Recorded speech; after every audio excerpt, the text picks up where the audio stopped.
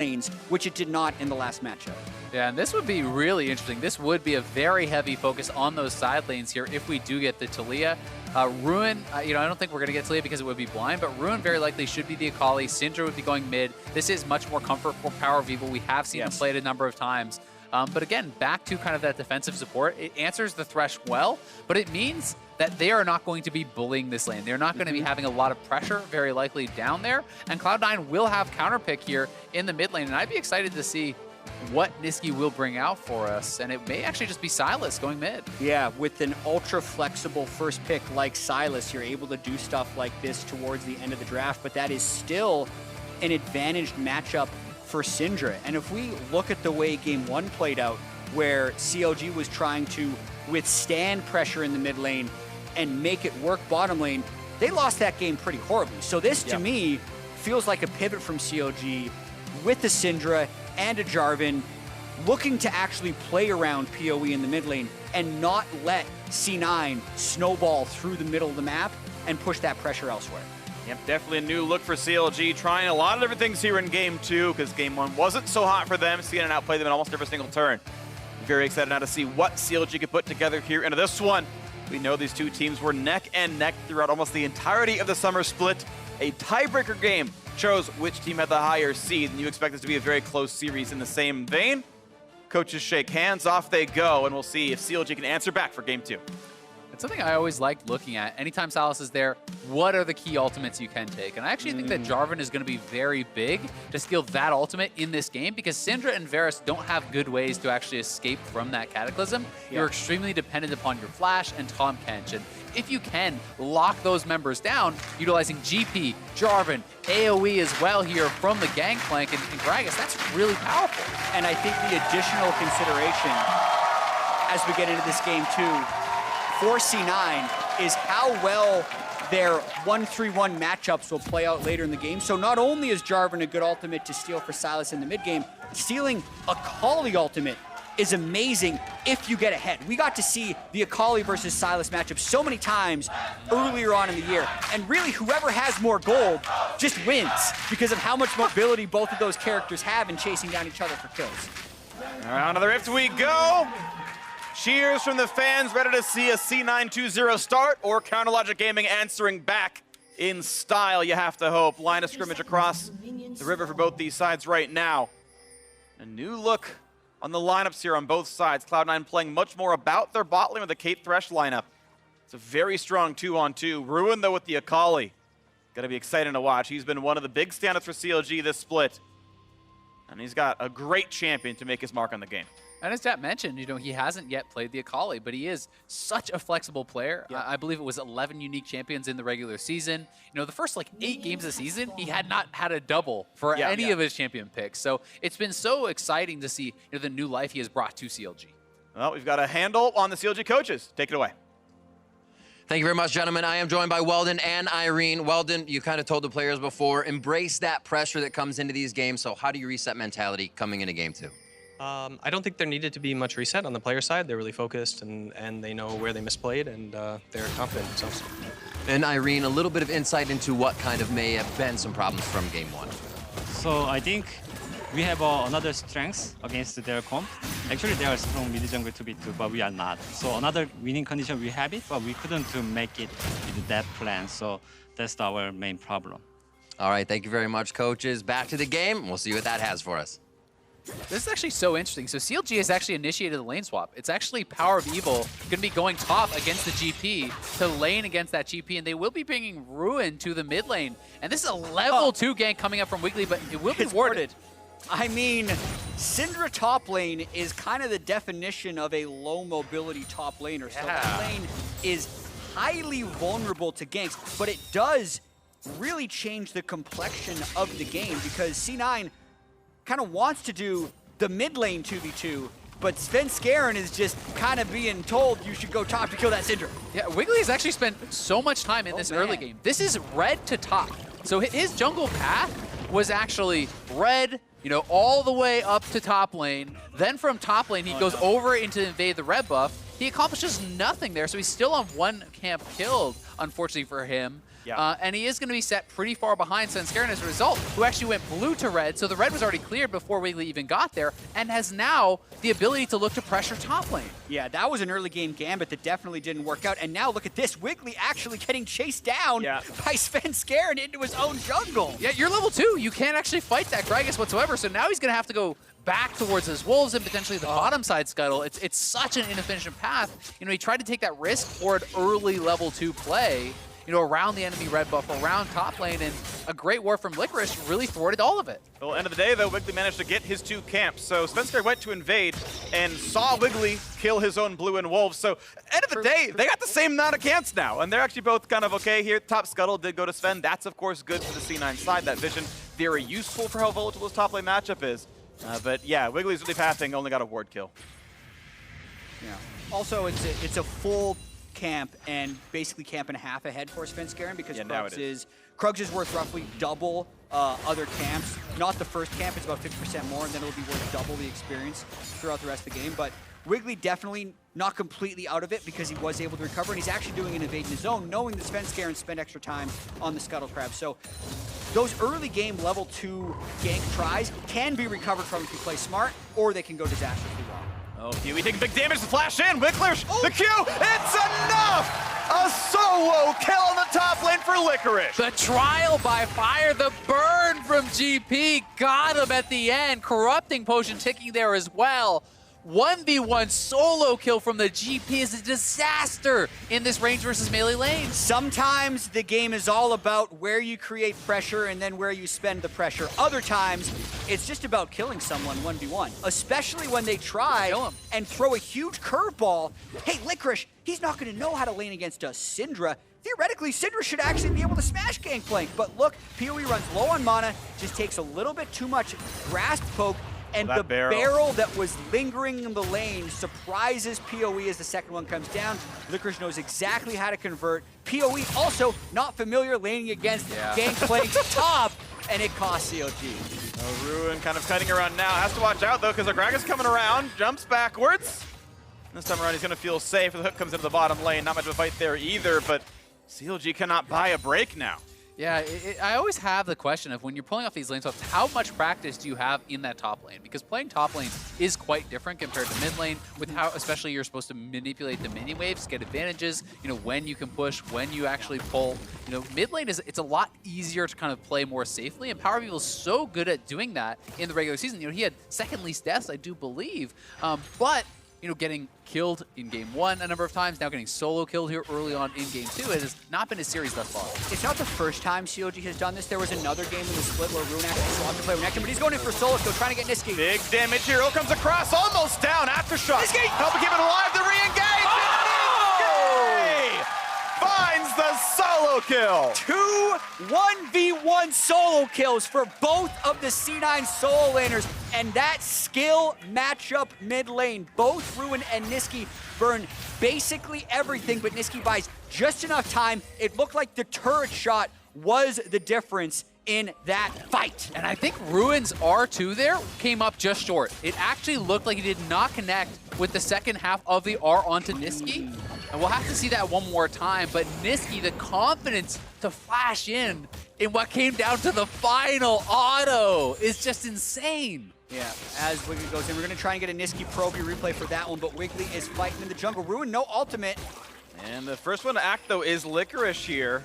It means he's safe anyway. Just body sends back over the wall as the mid laner's coming by as well. No kills here, but the game state is 600 gold in the lead for C9. Those unassisted kills worth 300 gold.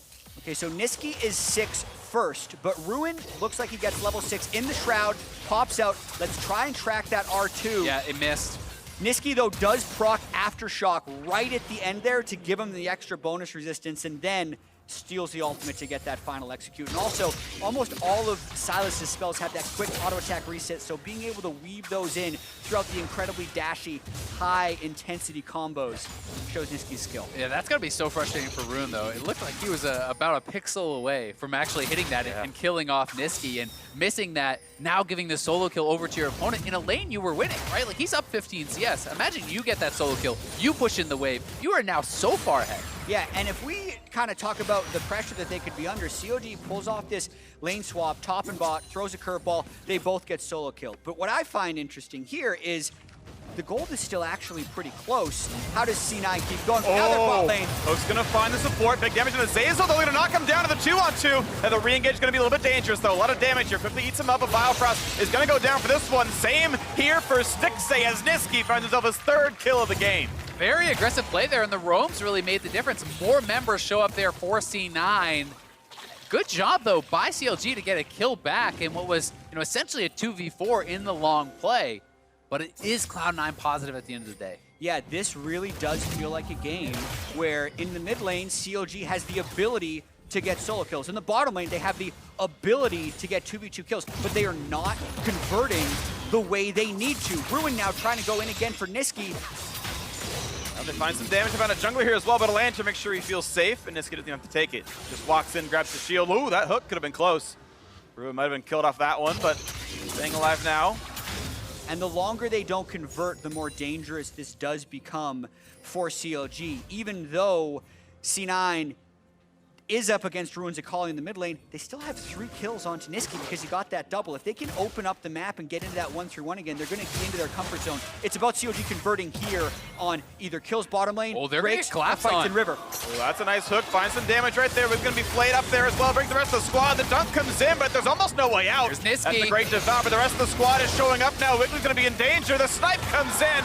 Sneaky grabs the red buff. Now it's time for Biofrost. Certainly going to drop down as well from across the map. Licorice grabs the 2nd kill. Yeah, CLG trying to make an aggressive play for vision there, but you don't have mid lane priority. Nisky's able to easily roam down there with Svenskeren. Again, the extra bodies make the difference here for C9, and they're going to get an infernal off the back of Or this will they? spell. Yeah, they will. It was worth looking.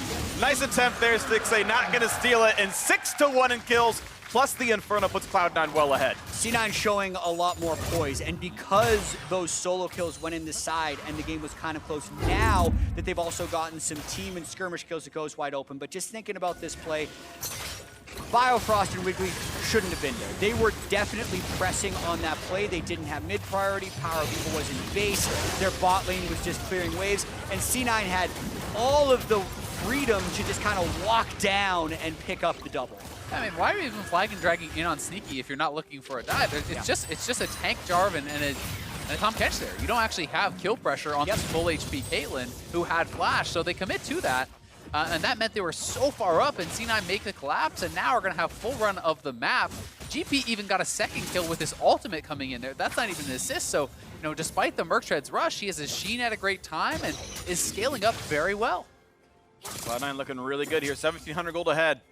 Only 11 minutes into this game, looking very solid here. And again, all these lanes can look really good. You point to the 20 CS lead in the mid lane, but it's a 600 gold lead, of course, for Nisky because the kills he's gotten. Yeah, laning phase is tough. Yeah, roaming makes you drop CS, but clearly Nisky having the better game right now. And across the map, you got to feel really good for Cloud9 here. Every single player aside from support has a gold lead. Down in CS, up in gold.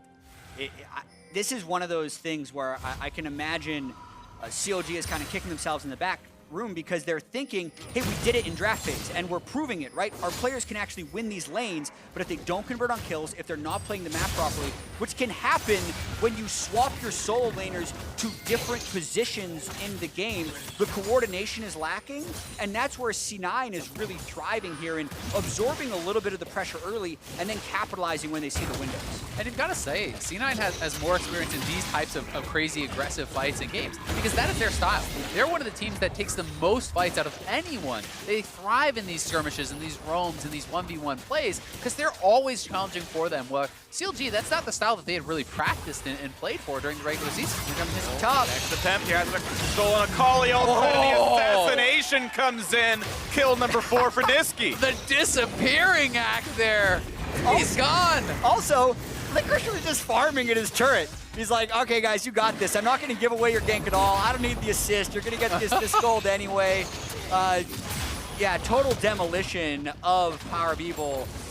Really, kind of the first time we're seeing the punishment for the low mobility laner. And then... What a play, but the dunk still comes in.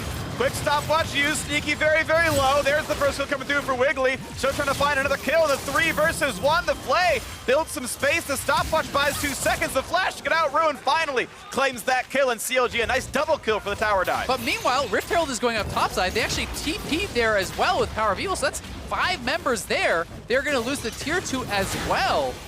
So it is quite an expensive dive that they did just pull off. A massive commitment by CLG to go for that. You hardly see the 5-man crash when a Rift Herald is in the other lane. Yeah. Because it's going to take 2 turrets, even if you convert it. I think, though, that is a play CLG needed, even just for morals, because they had to get on the board and they had to do something proactive. Exactly, and I think that's the call they're making. You know, they're saying, hey, we are behind. We cannot just allow C9 to dictate to us as they did in game 1. Let's get aggressive. Let's make something happen. And yes, they committed a lot to it, but they do get the kill. They do get the turret in the eventual play. You know, Sneaky committing the early flash. It was a great play on the flag and drag, but Sneaky without the 90 caliber net, without the flash, had no way to escape, and there's no reinforcing this. Zeyzal and Nisky bought a lot of time, but they were always going to go down in the end. It was just about buying time for the turret play elsewhere. But CLG, at least, you know, they get their first item on Varus, they get the solo turret gold onto Stixxay, and you know that is building up some hope for an avenue to carry, because Stixxay is actually, you know, very, very rich, right? He almost has as much gold as Nisky, just behind the most gold of the game.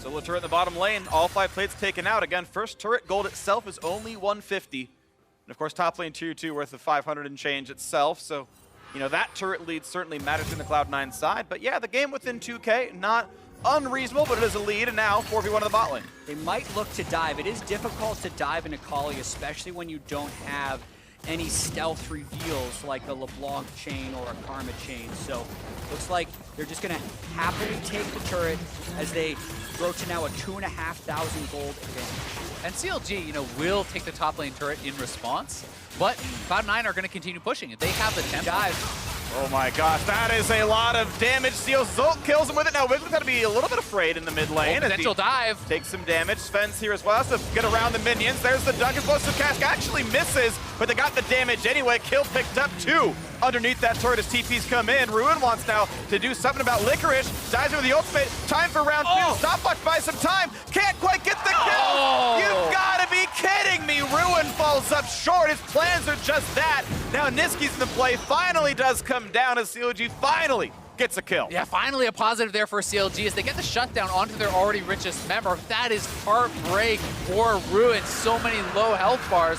Couldn't quite finish him off. C9 do end up grabbing the dragon here as well, which is going to help against any potential Varus poke especially. Yeah, this whole first 15 minutes could kind of be categorized as CLG heartbreak on repeat, but so many close kills. I think what C9 needs to be careful about actually is that they don't consider themselves too far ahead in this game, because you think about all the things that have narrowly missed for CLG, you'd expect a 5,000 gold lead, it's only 2,000. So watching this fight once again, Nisky continues to just pull off some amazing outplays. Here's Svenskeren as well. Didn't quite get the damage with that cask, but then right here you can see Ruin attempts to all in. Watch the stopwatch usage on Zeyzal and the stopwatch usage on Svenskeren. I think it was just Svenskeren that did the stopwatch, but anyway, everyone incredibly low. Finally, though, the exhaust comes in, which prevents Nisky from being able to get fatal damage onto Stixxay. Definitely an important pickup there, as you're saying. You know, that completes the Rage Blade. So now you really have to play around your strength, because PowerOfEvil's just getting picked off time and time again. No flash. I think he's just dead. Explosive Cask into the wall. A bit more damage. There's the pickup. He alley-oop to himself. Svenskeren lands the Q, gets another kill. 4-11. Cloud9 up about 2,500 gold. Mid lane, though, under fire. CLG trying to shorten that one up, but we are seeing signs of life. I think this is, so far, feels like a closer game. C9, of course, still winning. I agree, but I also think PowerOfEvil has to find a way to avoid sideways. He is too vulnerable out there, and CLG needs to find ways of forcing with 4 people in the mid lane and Tahm Kench to the stray side lane, even if they're going to be behind in map pressure, because if they try and match the 1-3-1, it's going to be PoE looking at a gray screen on repeat. Yeah, I definitely agree. And while you do lose some immediate tempo when you Tahm Kench away from mid lane, you know, maybe C9 gets the push there, getting a kill in a side lane can relieve that and then pay that back, you know, tenfold. You can be able to get the run of the map for the next minute or so, get some vision back, and really regain control. it is easier said than done as well, course. because that is C9's specialty. It's what they won most of game 1 off of, was making sure that they always had pressure in side lanes and they were always living in front of CLG's mid turret. So if Tahm Kench ever leaves with a buddy, they'd lose 1 to 2 turrets mid lane. So every minion wave is actually pushed to CLG's side of the map right now, and this is a state where C9 hopes to keep the map for the rest of the game. And it's so interesting to see because Stixxay is nearly 2K ahead of CK. It's really, really strong. But when you look over at the C9 team, there's not really any meatball to just sit there and stack your Rage Blade on and attack, right? He's going to be dove upon by all these members, and we'll see if he gets a chance to stand and fight. Nice sidestep. There's a hook onto the front line, but there's the root now back over to him. The knockup array. They're going to knock down Zeyzal, and a flash away. Wiggily though burning down. Puts the ulti in. Looking for the damage towards Licorice now. Flashing away now himself, and Ruin tries to buy some time with the smoke shroud. Gonna look to walk away. Does get out. 1 for 1 though. Jungler for support. Looks like CLG can hang in team fights, especially if they're able to dodge those initiations. I'm actually a little surprised that C9 broke from the 1-3-1 to attempt that initiation, but because of the failed task, it did give CLG a window to try and get a 1-for-1. Now C9 tries to reestablish that pressure. Minor siege. No autos coming through for Sneaky. Wave is cleared, no problem. Both these teams have 2 ults up right now. And looks like they've all just split across the map and nothing doing. I think C9 were also hoping that this wave that is built in the top lane, if they could keep CLG mid lane, that maybe that crashes and you have some pressure kind of developing from that. But obviously since CLG went even in that fight, PowerOfEvil is going to have time to get over there to collect that wave. And despite the fact that he is dying a lot, he at least still has pretty good farm. So there certainly is still that positive, but Cloud9 with the Goldie and the Dragons to boot is a big deal. Yeah, watching this fight one more time. Nice little sidestep there by Stixxay. Kind of fighting intuition and juking towards the enemy team. Followed up by a nice ultimate on Zeyzal. So not only did Stixxay dodge the initiation, he landed on the other side, but still a large gold deficit as Nisky goes in, zones Ruin out of the fight, and makes sure it's a 1-for-1. Let's go back to the map state right now as PowerOfEvil is shoving in the top lane, getting back on the C9 side of the map, and he'll go and play defensive as C9 now pushed into the bottom jungle, and they look for this Cloud Drake in 30 seconds. Yeah, and actually, 2 members of CLG kind of ghosting towards the top side of the map, saying, every time PoE pushes up past halfway, he dies. Let's send 2 people there and try and catch him. Of course, C9's not even close, and they end up just wasting a bunch of map pressure. I still like the attempt, especially when you're showing Wiggily mid lane. Yeah. You were probably thinking, hey, Ruin's just actually just walking towards bot lane, so that is a play that could have worked out. But C9, they don't care about top lane right now. It is about this dragon, and they have set up this huge area of vision really all around the dragon pit that is all Cloud9's. And there's not really any way for CLG to kind of confidently approach into that area without the prepped vision. Oh, Svenskeren takes it slow, takes a couple of auto attacks, takes a couple of spells. The Drake's gonna go down, and the fight not quite gonna matter here against Gragas. Body slams away. Top lane shoved in, resets. Back we go to the mid lane, and nothing gained for CLG aside from a few minions. Game state still 2,500 gold apart, and 3-0 in Drakes. And when we look at the map, this game actually feels closer to me than game 1. Yeah. CLG has been able to get at least one of their waves pushing, but the bigger thing is when they have members spread out, they're not immediately dying in the mid lane. So right here, they actually have 2 people top, 1 person bot, only 2 holding mid, to 4 of C9. Last game, that's a dive by C9, CLG dies. But it hasn't happened this game, I think, because they're able to create more pressure and maybe dissuade C9 from some of these really hard initiations. And Stixxay now almost has enough gold. Well, he does actually have enough gold for a full Zeal item. So he is really, on next base. Very, very strong. I'll be interested to see, is he going to go for anything defensive like a PD with all this dive, or does he feel comfortable to still go towards rapid fire or hurricane, which is the more standard build? Because I do tend to think sometimes in a situation like this, the more defensive item actually allows you to get more DPS out because you can position more aggressively. Yeah, and I think actually when you are, though, the losing team, I think you have to play, riskier item-wise. There's the Hurricane coming in. It's all damage. It's, 4 essentially melee champions. You consider Thresh kind of out on C9 side. Stixxay has the most gold in the game. I really want to point that out, right? He's above 10K. Yeah. He is the gold leader of the match. He's been given so many of the turrets. As we can see, PowerOfEvil able to farm safely, hasn't died in probably 8 minutes, and that's a big deal for him as well as he finally catches up there. You can see he's at 1.5 items. Void Step's coming in pretty soon. CLG definitely are stabilizing, and with a 3-item marksman, they're safe to fight. Yeah, C9's still in control but the game has been stable, and another time where they're able to actually move into river, get a little bit of vision down, and still actually have this mid lane turret. So watch to see if Svenskeren can get a flash engage on Stixxay. That's where all eyes are going to be. Eyes on Biofrost then. Press W, put your cursor over Stixxay, make sure he's safe. He's always in range the whole time. At the right time, though. Of course. Turret goes down, though. Enough pressure was there that the 4 of C9 threatened the dive. They put in the siege, turret goes down.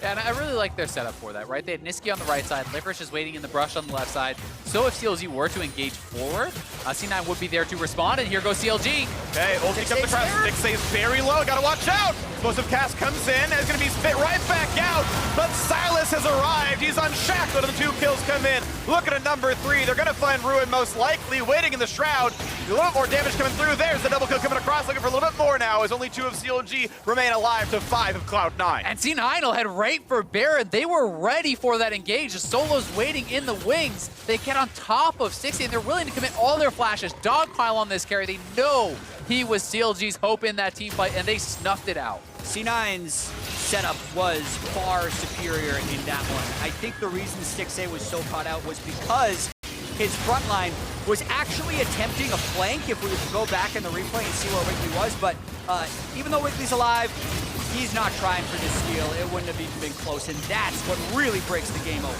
They TP in time to see the Baron going away. They can hope they can burn some flashes. They get a root, they get some damage. Maybe a little something for CLG. They put the dunk down as well, and it's a 2 for 1.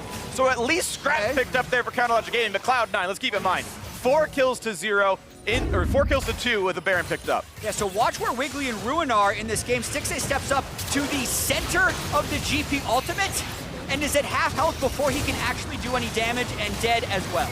It was a great devour by Biofrost, though, actually. Did it before the Gragas ultimate even hit while it was in midair to stop that damage coming through. But all the flashes committed from Cloud9 meant they're going to be on top of Stixxay as soon as he pops out. Yeah, I think the timing of the devour was great, but because Tahm Kench can't move fast anymore, can't flash anymore, he was delaying the inevitable. That devour will be great if he is actually in the back line, but because Stixxay got caught in the front, no chance. So game state now, 4.7 thousand gold ahead for Cloud9. And you think about the last game they had Baron buff, they ended the game during it. And this time around, of course, they got a lot more work to do. But I want to see how much C9 does with their lead. One small saving grace is that Stixxay still has his flash. So, you know, that is something to kind of help keep him a little bit more safe, but you definitely have to be very worried if you are PowerOfEvil. Anytime Gragas has Body Slam Flash, you know, you are so susceptible. Yeah, and also the 80 carry difference isn't really there right now. It's a 3-item crit Caitlyn and the super fed solo lanes. I mean, looking at Licorice's 505 scoreline and the Zhonya's completed onto Nisky, who is a full item ahead of either of the COD solo laners. Ruin is actually incredibly poor this game. Low CS, low kills, so C9 gonna dictate. They're going right now. Ruin to the back line. They find the hook to the front, though. Big damage to the Sneaky. Haven't be onto him. Akali gonna come around the back line and find a kill. 1 for 0 and a better kill picked up now. Will there be a re-engage? GPL pushes them back.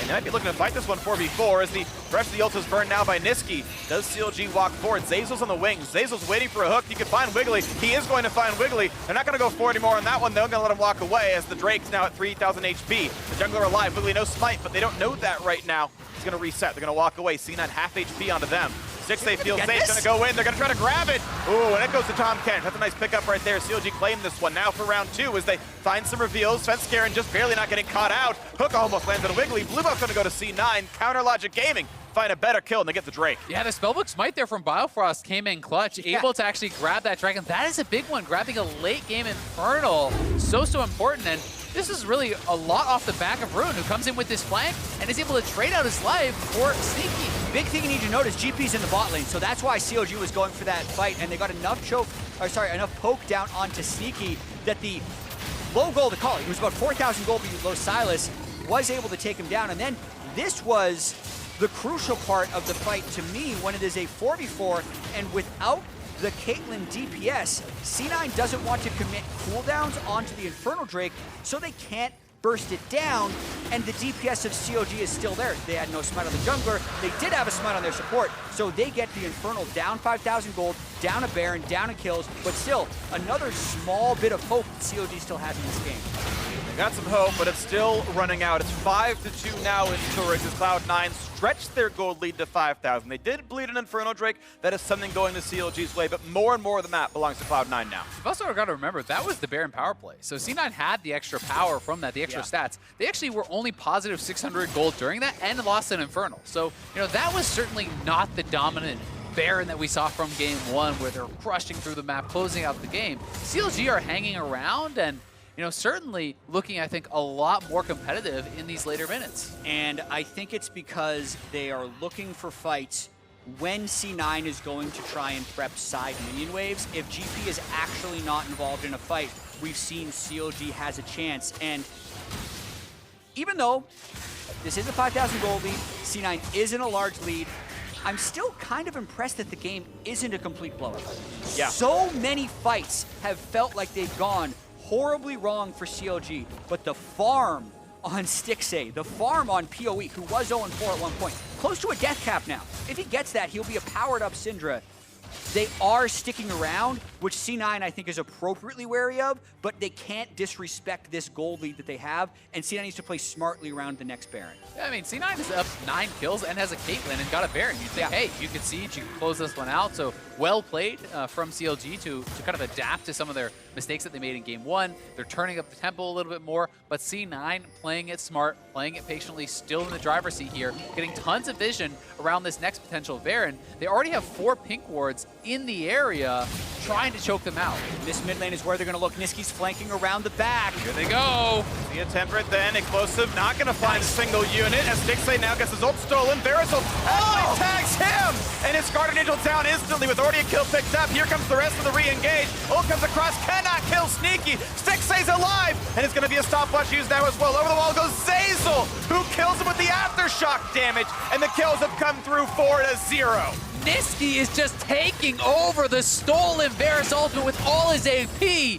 Erased Stixxay off the map. Such a good opening to this series. They might be able to push to the end here. 15 seconds on Bio, 20 on Ruin. At the least, they'll get 2 inhibs. Looking at the first turret, gonna go down, no problem. Top lane under fire as well as they keep pushing forward, and it's gonna be PoE's turn to try to buy some space to clear the minions. The mid lane wave looks like they're not gonna defend that one. They'll take the top turret, and Nisky gonna walk back because Baron has spawned. The risk-averse play is simply claim the Baron with no one to stop you. And they don't want to be caught in a reset while CLG can burst Baron, but we gotta just give Nisky a shout out for this play. CLG use all their tools to avoid this initiation. The start of it's actually really well played. Perfect devour, spits him out, but then the Varus ultimate snipes him. And by the way, he's got an AP ratio. Why not? There's a ton of AP on Sylas, so it one-shots him, and then they win the fight from there because so much of the damage was actually on that Varus. The GA doesn't matter at the end of the day, even though he had itemized defensive because he died right in the middle of C9. Yeah, and getting that GA off them really, really big. You know, that's now no flash, no GA. They can try to hard commit. Svenskeren has flash. Sylas finds He's gonna go. go. That's PoE going down for a lot of damage. Puts his own ulti in. They don't quite find the kill. Now they're re-engaged, but it's not going to be enough for Wiggily. His whole team is dead around him, and it's Biofrost versus the world. This one's not going to happen. 25-8 in kills, and Cloud9 walk it right down the mid lane. A 31-minute victory, and they are a game away from making it back to the LCS finals. C9 absorbed the lane trickery by CLG in the early game. They cleanly close out this game. 25 kills in 31 minutes. Flank after flank, fight after fight. C9 outplayed CLG. And what a performance from the solo laners. 8-0-8 on the Gangplank, 10-2-9 on the Sylas. A solo kill apiece in this lane swap play that CLG tried to orchestrate to get better lane matchup. C9 says, no, we'll just outplay you. We'll take those solo kills. We'll take the advantage. And it really was so much about this top side of the map for them. Their play alongside Svenskeren, I think, has been incredible. And as a result, they're at match point.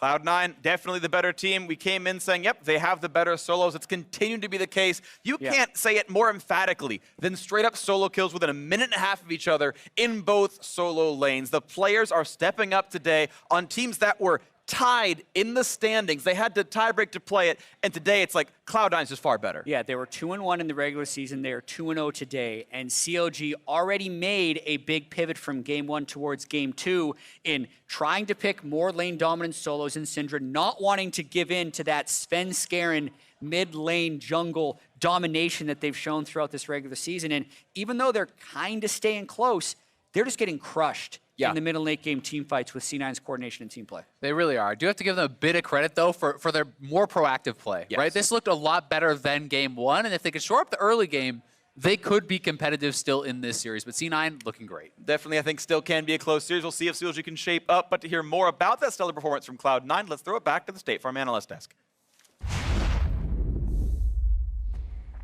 C9 are speeding their way to series point here with the 2-0 over CLG. As Phreak said, there's basically no more emphatic way to say that you own the series or make that statement than to have solo kills in both of your solo lanes within that first 10 minutes of the game. But before we get to that, I do want to talk about CLG's approach to this game because they definitely came in with a different strategy in mind and even showed flexibility by swinging PowerOfEvil up to the top lane and throwing Ruin into the mid lane. Yeah, that is a strategy that you'll see sometimes where if you have two solo laners who can kind of switch lanes, they can go for it if it's a better matchup. And so it makes sense in this situation to not want to Kali into Gangplank, but I think that they really messed up the way that they did their swap because PoE ends up getting super behind top because he goes late and then has to walk through GP, takes a huge HP chunk here once they see what the lanes are. That's just having inexperience in the top lane, really, taking that route, which is just, it is something that you pull out here, but you didn't go through every step. Right, because if you look at that, he actually ended up missing all the melee CS, which is a big deal. You'll be behind XP the entire lane. And he got chunked to half HP. And I do like that CLG was trying to play around this reality where they're getting the red buff to top lane start, skipping blue, and trying to find probably an early gank on the GP who's going to get a push off, but the ward's already there, so he's spotted out. He sweeps it to try and add pressure, but then when he goes to invade, he's actually spotted on multiple wards along the way, so the GP is never pressured, and all this counter jungling he's looking for is already gone by Sven, who skipped his whole bot side after taking blue. I think this was really clever pathing from Sven. Yeah. It worked out very well for what Wiggily was trying to do. I think Wigglily's plan wasn't bad. It's probably a look that a lot of people would go for, you know, all right, my top lane is in a very bad state, you know, down on HP, down on experience. I'm level 2 Jarvan, I can bring it back.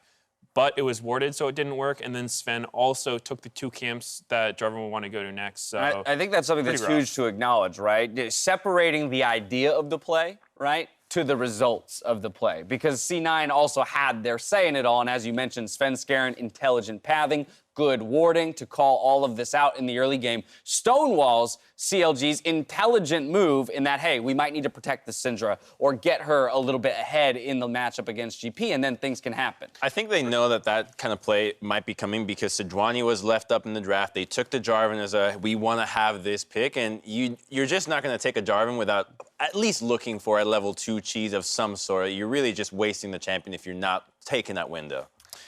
Right, I think that it did kind of show some inexperience in CLG doing the swap because I know a lot of the time when this swap happens, it's done with, you know, those flex picks like Akali, Irelia, the ones that are played traditionally in both lanes. But when you do it with the Syndra, and, you know, based on PoE's pathing, it didn't look like he was super familiar with, like, how that was going to play out because if he knew GP was there, there's no way he would have walked into him like that. Yeah. So definitely, it seems like CLG's attempted strategy backfired pretty Still hard. a bit of a learning curve there. I do know, again, when I spoke to CLG, that they very much recognized G2's incredible performance over Rift Rivals and at MSI and cited the flexibility in being able to do that. Maybe not finding exactly the same capabilities just yet, but again, it speaks to the willingness of this team to look for outs and strategies that other LCS teams have not done so far this season. And let's be honest, it wasn't like the game was lost there. It was what happened afterwards where C9's like solo lane started absolutely manhandling this whole game. They took over, and it did take longer to close out, but there was no doubt in anyone's mind that C9 were the ones completely in control of this game. And when you get the Gangplank getting a solo kill on the Syndra, you know you're having a really good game because your jungler, I mean, how do you feel when your solo laners are getting kills? Your job is done. You didn't do it. You don't have to do much more. If I'm Svenskeren in this game, I'm feeling good. You know, I'm almost a full level up on Jarvan. My laners are super ahead. And so, you know, Right, he's just walking around with Predator clearing boots. camps. But yeah, solo kills on both ends. A very close one here in the mid lane that Nisky comes out on so top good. of. He's playing incredible today. Amazing. And then it was about, as you mentioned, Mark, how do we close out the game? And it wasn't the cleanest of operations, but to some degree that feels reliant on the comp that C9 had to close the game out with. There's zero beef in the front line. All 5 members can get insta-gibbed if they get caught in the wrong CC chain, and so they have to be a little scrappier with it than you would normally want to see compared to the first game where they actually had some better setup. Yeah, they definitely lacked some of those, go buttons that other teams will have. You don't have a Braum to just walk into 5 people. You don't have a Sivir ult. So you had to get kind of creative with Gragas, Thresh. None of those have guaranteed engages, but they did find it. That's where I want to extend some credit Nice. to CLG, though, for the way that they stuck in this game. Because, again, when things go as disastrously as they did in that early game, we still found a number of fights where CLG understood their power level and spikes and said, hey, we can contest here. Again, if they're not in the hole as much as they are, perhaps those are winning fights. But we even saw them contesting for the Drakes and securing one themselves. But something different I want to see out of CLG is that Biofrost has been playing TK 2 games in a row. And that's not a pick that really allows a player to make your own plays. You need to really be involved with your team constantly. And we have seen this player do so much when he has the agency to pick the Zyra, which was banned. It has been banned, but he does have a lot more range supports. We have seen even the likes of Bard. You guys played Bard and did pretty well with it. So there are a lot more tools that they can use that I would just like to see being given to the guy that got second all-pro team. The problem is C9's great bans continue in the second game, where in the second phase, after taking the Thresh, they ban out 2 ranged champions that he knows Biofrost likes to play. And so that's another time where it's like, oh, we would have liked to see him on something else, but what's left up? Because C9's doing a great job banning. So do you have to first phase pick your support now for Biofrost just to secure him something that'll give him more agency in the bot lane or across the map? I did receive information Cloud9 is moving back to blue side for the third game. So reminiscent of game 1. What can CLG do from red? Well, something that I kind of expect to see CLG try this game is their bot lane is known for being very good at Caitlyn Morgana. And we actually saw C9 take Caitlyn in the 1-2 last game. So I wouldn't be surprised to see CLG try something similar, take an early Caitlyn and then pair it with a ranged support, whether it's Morgana, Lux, Bard, something like that, because in those matchups, you can get a lot of bot lane priority and then use your bot lane to control Dragon to help mid lane. And I think that could be one way for CLG to kind of claw their way back. C9 was in a very familiar position just last split here in the semifinals. And so I have to wonder if any of that is weighing in their minds right now as Cloud9 are 1 win away from sweeping their way back to the finals. We'll see if they can complete the 3-0 when we return.